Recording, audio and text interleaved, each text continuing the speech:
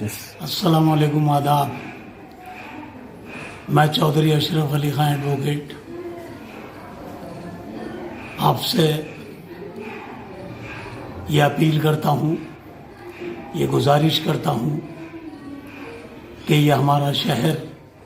سنبھل جو امن و امان کا گہوارہ ہے، گہوارہ تھا اور رہے گا، تمام حالات آپ کے سامنے ہیں، لیکن حالاتوں کو صحیح کرنا ہے۔ ہم جن کے ساتھ تکلیف ہے ان کی تکلیف میں شامل ہیں، وہ کوئی بھی ہو، ان کے غم میں شامل ہیں، لیکن ہمارا شہر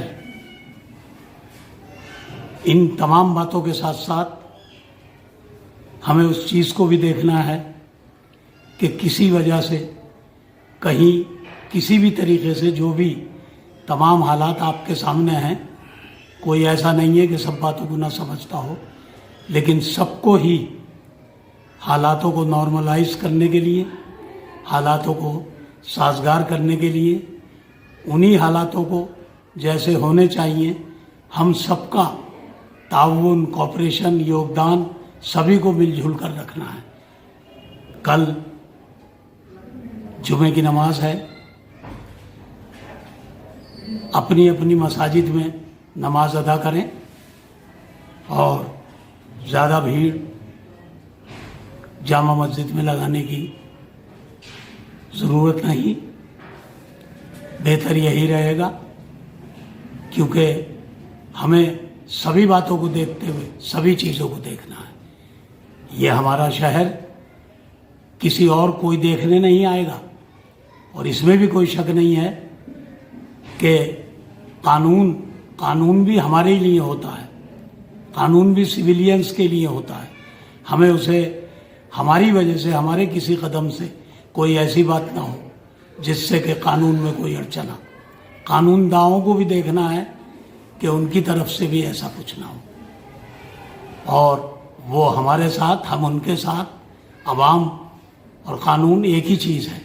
قانون کو ایگزیکیوٹ کرنے والے افسران، ادھیکاری ہوتے ہیں، وہ ہمیں دیکھیں گے، ہم انہیں دیکھیں گے، اور سب مل کر ایک صبر، ایک اچھائی اور ایک سنبھل کو پھر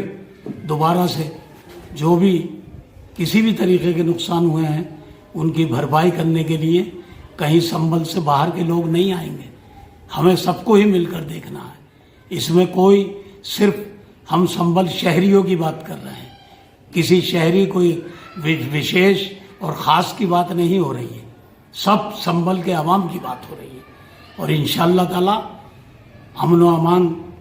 ہمارے یہاں قائم رہے گی، اور آگے کو بھی کوئی ایسا نہیں ہوگا